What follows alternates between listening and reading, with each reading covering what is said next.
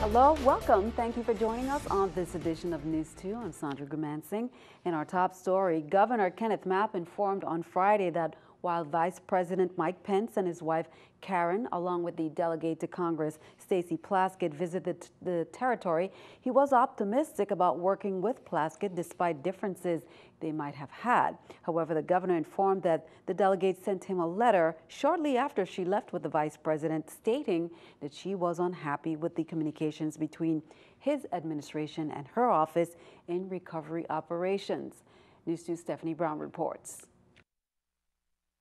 The Virgin Islands delegate to Congress, Stacey Plaskett, sent a letter on Friday to Governor Mapp indicating that he has not included her in any outreach with respect to the recovery and rebuilding of the territory post-Hurricane Irma and Maria. In a previous press briefing, Governor Mapp had informed that he was unhappy with the slow productivity of the Blue Roof program. Delegate Plaskett appeared on MSNBC to speak about the program as well. The Blue Roof program is just beginning this week in earnest. That's an exorbitant period of time. And the briefing that we had was not enough time to find out, is that discrepancy actually at the Army Corps, or is that in fact with the local government not giving them the resources or telling them where to go?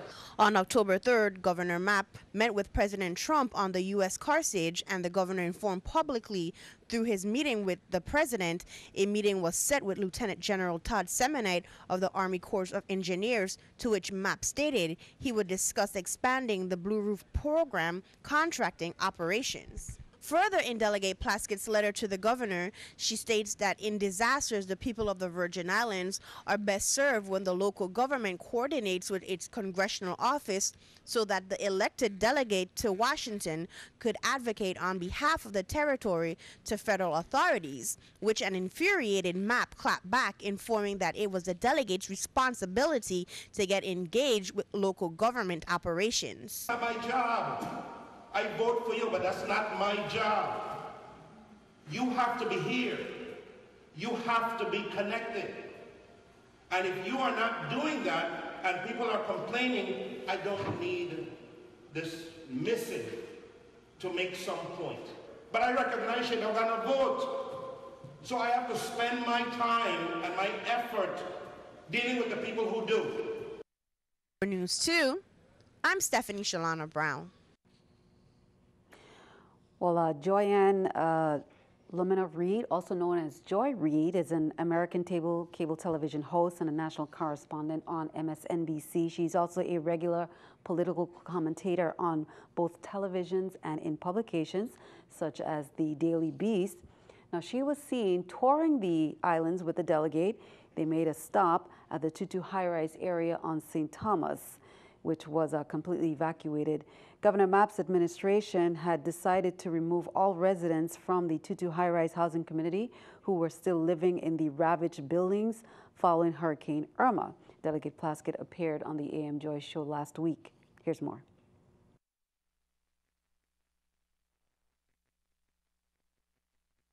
Affected by this, we don't have a vote on the floor. So Jennifer Gonzalez and I, we're spending all of our time corralling support, having people like MSNBC and yourself, Joy, come down to really get the message out that these are American citizens. I was at a distribution center, and an older gentleman was on the line, and he had his American Legion hat on. And he's like, Ms. Plaskett, have they forgotten about us? I fought for this country. We died for this country, and it feels like we've been forgotten. I think that is one of the narratives that I think about a lot. Right. It really hasn't gotten but not at all. What do you owe that? I want to say it's, the news cycle. I'd like to think that that's the reason why. Americans' attention spans are pretty short.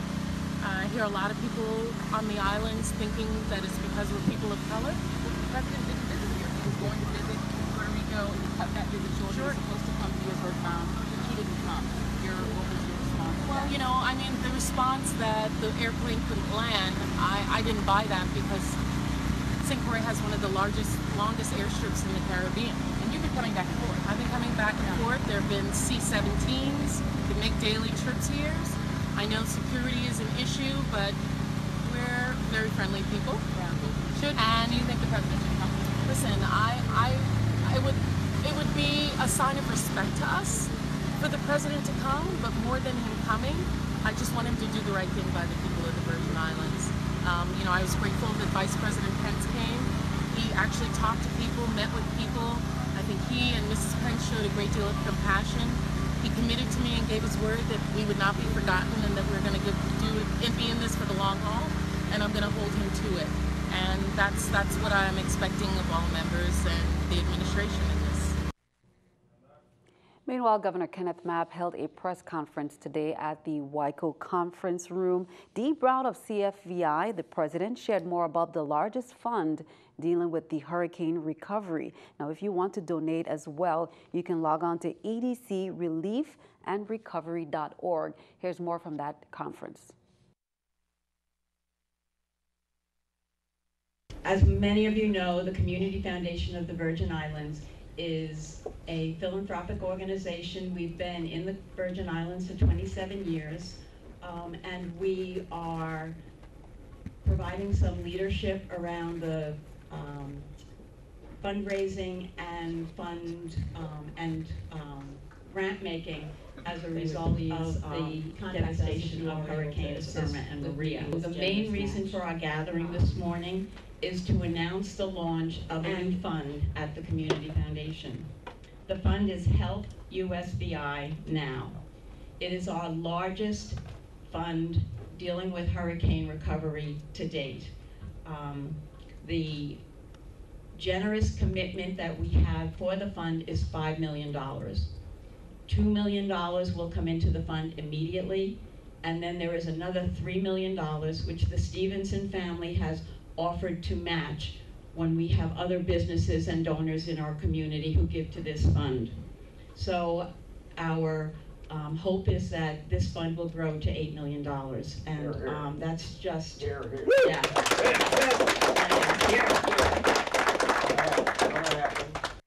Now, we will share more from that conference in tomorrow's newscast. Be sure to tune in. The Virgin Islands Department of Education, the St. Thomas St. John District, officially opened its 2017-2018 school year today, Tuesday, October 10th. A meeting kicked off that session this morning at CAHS to explain plans to the students. Due to some facilities requiring some extensive repair work, only 10 schools are ready to receive students by October 16th. All schools declared operational in the district will be open for instructions. Here's more from that meeting this morning. How are we going to fit in 6 schedules in 3 hours, 6 hours in 3 hours? Mondays and Wednesdays will be first, second, and third period classes. Tuesdays and Thursdays will be fourth, fifth, and sixth period classes. And on Fridays, they will do first through sixth period, they'll be 40-minute classes. Okay? We have to be here for 3 months. This is what I'm told, for 90 days. And then they're ordering in the interim, they're ordering modulars. Those are those like trailers, like what Lockhart School used to be at before they built the new school. And they're moving it to our new school site. No, I don't know where it is because no one's telling me. I don't. I mean, you can ask that. We don't know. We have no clue where they could be moving us, but we don't know. Well, we are the only ones on the campus from 7:30 to 11:30. So you'll come into the main office, you will sign in. Ms. Laycock and her staff will be in the main office. There'll be a place for parents to sign in, and then you'll go where you need to go. And we will get a map of the campus. We're supposed to be working on that, getting a map of the campus, and so we'll send that out to parents so you can know where we're supposed to be. Now, while all the schools have sustained some hurricane-related damage, the department has condemned 2, as we just shared, the Adelita Cancrine Junior High and the Emmanuel Benjamin Oliver Elementary Schools. The Gladys Abraham Elementary School, although not condemned, will not be operational this school year. Therefore, schools in the district will assume regular and split session schedules. Take a look at the schedules there. The St. Croix District now has set a tentative start date for October 16th, similar to the St. Thomas St. John District. Some schools will resume instruction before others. The 2017-18 school year began in the district on Tuesday, September 12th, prior to Hurricane Maria's landfall. The Arthur Richards Junior High School has since been condemned with significant damages reported. FEMA personnel on the ground in the USVI are coordinating with the governor's office and the Virgin Islands Territorial Emergency Management Agency, VITEMA. They continue to bring people, equipment, and supplies to speed the pace of recovery, meet survivors' needs, and restore power, water, and communications capabilities on the island. A disaster recovery center is open at the old post office at Church and Company Streets in St. Croix. Hurricane survivors can register there with FEMA, get information on the recovery programs, and meet with representatives from FEMA and the U.S. Small Business Administration. The hours are from 9 a.m. to 6 p.m. daily. The territorial government is advising survivors to properly sort household debris and push it to the edge of their property near the street for collection. In order for debris to be collected, it must be sorted into 4 categories: whites appliances, electronics, vegetation, and roofing or construction material. Well, work continues to get much needed aid to the hardest hit areas of Puerto Rico. This dramatic video that we're going to see right here from the U.S. Coast Guard shows a rescue swimmer being lowered from a helicopter to deliver food and water to residents in the town of Hurtado. The Coast Guard has been using one of its air stations to deliver relief supplies to remote areas stranded by mudslides and washed out roads due to Hurricane Irma. Meanwhile, Puerto Rico's governor is pushing Capitol Hill for a significant cash influx for the island. Governor Ricardo Rossello told congressional leaders in a letter that Puerto Rico needs more than $4 billion from various agencies and loan programs. He says the island faces, quote, a massive liquidity crisis. Keeping our eye on the economy, let's take a look at the stock market watch at the New York Stock Exchange. According to the numbers, the Dow up 69, NASDAQ 7, S&P 500 up 5. Coming up on News 2, we have much more straight ahead, including the recovery efforts at WAPA, an update on that, and D.C.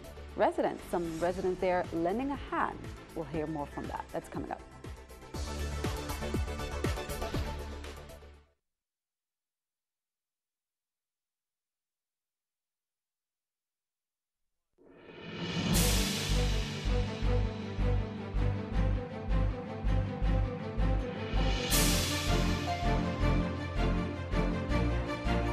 Welcome back. Here's an update from VIA. Unfortunately, VIA is temporarily out of stock of all the mobile internet devices, the MiFi and wireless modems, but they invite you to stop by the customer experience centers to discuss alternative options for wireless internet access, such as the new 4G LTE mobile phones with built-in hotspot capabilities. VIA apologizes for the inconvenience and should have inventory arriving in the upcoming days. Be sure to count on 2. We will keep you updated. CEO Alvaro Pilar announced the VIA team has been working diligently to restore service to the community and served as a critical provider of service to both the local and federal government agencies. Again, we will keep you updated. Restoration and reconstruction work continued in both districts on Monday. Now, here is the latest from the Virgin Islands Water and Power Authority on the restoration efforts. John? On St. Croix, following last week's installation of new utility poles from the Richmond Power Plant to Five Corners, crews continued stringing new primary lines along the path of Feeder 6A. On Monday, 2 additional buildings in the JFK housing community were energized, and almost a dozen streetlights were energized from the power plant to the LBJ housing community. On St. John, crews continued to rebuild various electrical circuits in Cruz Bay as well as in the Gallows Point and Grand Bay areas. On St. Thomas, crews worked on Feeder 8A, developing primary circuits from Banco Popular west to Bellows International while energizing some customers along Harwood Highway. Crews also planted poles along the path of Feeder 7A. A portion of Feeder 7B in the Sugar Estate area was energized, as well as WAPA's Tutu electrical substation. Crews are continuing to reconstruct the transmission circuit to interconnect the Tutu and East End substations. Approximately 25% of this work is completed. WAPA personnel has removed electrical meters at locations where damage was apparent to either an electrical meter base and or a weatherhead. In these instances, the customer is responsible for all repairs. WAPA will not reinstall meters until repairs are made by a licensed electrician. Home and business owners are advised to make repairs to their damaged weatherheads and or meter bases as soon as possible. Once crews have reached your neighborhood, customers who have not had their weatherhead or meter base repaired will not have service immediately restored. Well, Tim Duncan, through his 21 U.S. Virgin Island Relief Fund, has been able to provide thousands of pounds of food to the territory through donations, which he has matched. Food distribution began shortly after Hurricane Irma hit St. Thomas, but this past weekend, Tim Duncan provided canned goods, rice, and baby formula to many St. Croix residents on Sunday at the Medrick Cummins Park in Frederickstead, and yesterday as well as today at the Canagata Ballpark. During the distribution at the Frederickstead site, one hurricane survivor expressed his appreciation. Here's more. Well, today I was listening to my church service and I heard it on Mr. Sinclair program, and I just got up and came down and see what I can give. Mr. Duncan is a very good guy because he's from here, and it's something very good that he's doing for the people, you know. Well, as the territory continues the restoration efforts after getting hit by these two Category 5 hurricanes, Virgin Islanders across the globe are pitching in. They have mobilized to help bring relief. Network Security Systems Plus, which is a cybersecurity firm in the D.C. area, which is owned by Virgin Islander Felix Thomas. He is the president and CEO. They recently put together thousands of pounds of goods to send home. Nearly a dozen Virgin Islanders teamed up to pack up a truckload of food, clothing, hygiene products, generators, and chainsaws to get to St. Thomas to help those in need. Now, Felix Thomas said that it was his duty as a Virgin Islander to help. For me, because as a young boy, you know, I grew up in the Virgin Islands, born and raised there. I've been through hurricanes. I've been through Hugo. I've been through Maryland. I understand what it's like to prepare for a hurricane. I understand what it's like to go through a hurricane. I understand what it's like after the hurricane. So what I feel like whatever I need to do, I just can't sit around and do nothing. We got to do something. The Virgin Islander, if you have the way about, if you are blessed, you know, by God, to be able to do something above and beyond just looking at the TV and feeling sorry for our people. I've seen our people knocked down before. Virgin Islanders has been knocked down before, but one of the greatest thing about our people is when we get knocked down, we can get back up. We can get back up again. We can thank God, you know, for giving us the strength, and we can get back and we can recover. It's gonna be a long process. We understand that. And this shipment that we're putting together for our people right now, we know it's not the end all, but this is our contribution as Virgin Islanders here at Network Security Systems Plus. We're a cybersecurity company. We got, you know, upwards of 10 Virgin Islanders that work for the company right now, and you know, everybody is involved in helping to get this ship, prepare the shipment, to purchase the equipment, purchase all the materials, purchase all the food, purchase all the generators, get them on trucks, and we're going to truck all this stuff down to Miami and get it on the boat and get it into St. Thomas. Great donation. Well, the Department of Sports, Parks, and Recreation, they have coordinated and organized stress-free relief activities for Virgin Islands families. The St. Croix activities will be hosted for 2 weeks in partnership with the Department of Education and Fire Service Department. Let's take a look at that. Tuesdays and Thursdays, October 10th and 12th, from 1 to 4 p.m. at the Medrick Cummins Park, Williams Delight Park, Castle Burke Basketball Court, Glen Basketball Court, Rudy Krieger Complex, Scion Farm, and DC Canagata Ballpark. Wednesdays and Fridays, October 11th and 13th, from 1 to 4, Emil Henderson Basketball Court, Reinhold Jackson Complex, WIM, Isaac Boynes Ballpark in Grove Place, Basketball Court at Area Diaz Heights Housing Community, Pedro Cruz Ballpark, Prophet, and La Grande Princess Basketball Court. Now, the following week, Monday and Wednesday from 1 to 4 p.m., activities will be held at the Medrick Cummings Playground, Williams Delight Park, Castleburg Center, Glen Basketball Court, Rudy Krieger Complex and Scion Farm, and the DC Canagata Complex. Tuesdays and Thursdays from 1 to 4 p.m. It's the Emil Henderson Senior Basketball Court, Reinhold Jackson Complex in WIM, Isaac Boynes Ballpark in Grove Place, the Basketball Court at Ario Diaz, and the RED's Heights Housing Project, Pedro Cruz Basketball Court in Prophet and La Grande Princess Basketball Court. Friday from 11 to 4, Reinhold Jackson Complex, Pedro Cruz Ballpark, and the DC Canagata Complex. Snacks will be provided. Now, St. Thomas will be hosting activities at Alvin McBean Complex, 22, Winston Ramo Center, Hospital Ground, the Emil Griffith Ballpark. Activities are scheduled to be held beginning next weekend. Well, be sure to stick around. We are up for some wet weather. The latest is coming up in our News 2 AccuWeather forecast. We'll be right back.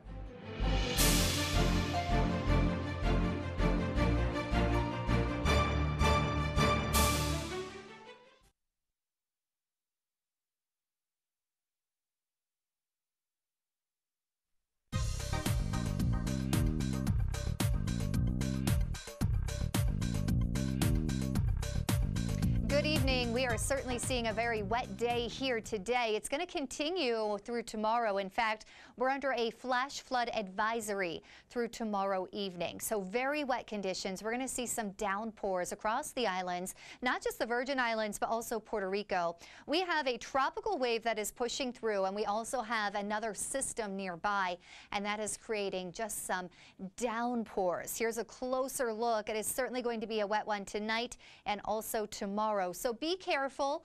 Certainly we don't need this wet weather, as many of us are still here in the Virgin Islands recovering from the hurricanes that passed through. So for tonight, 77 degrees, showers, some heavy at times, so we are going to see some flooding. St. John, 87 degrees tomorrow with heavy storms. St. Thomas, 87 degrees, and also St. Croix, 88 degrees with heavy showers across the region. So for the Atlantic marine forecast, waves 2 to 4 feet, winds out of the south from 5 to 10 knots. The Caribbean side is very similar, 2 to 4 feet. Winds out of the south from 5 to 10 knots. Now the next couple of days are going to be wet, Wednesday and Thursday, but then by Friday and Saturday we are drying out, just a couple spotty showers in places. By Sunday though, we do have another tropical wave heading here in our direction. We're going to see more downpours. It's going to be a lot like what we're seeing here today. So we're going to see some heavy downpours, frequent showers, and we do expect we will likely have some advisories in place on Sunday as well for flash flooding. So certainly it's going to be a bit wet, not just today and tomorrow, but also the end of the weekend. Back to you.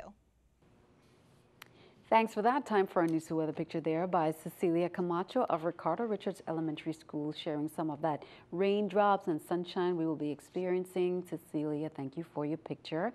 Send us your News 2 weather picture to the address on the screen and then tune in to see it right here on News 2. That is all for this edition. We would like to thank you for joining us for all the latest. I'm Sandra Guman Singh. Have a wonderful evening. Be sure to follow us on Facebook and YouTube. We'll see you next time. Just a prayer away. All you have to do is call. He will hear your faintest cry. He is concerned about you. So while your tears are flowing through this time of hurting, He will lift your heavy heart, 'cause He's in love with you. He knows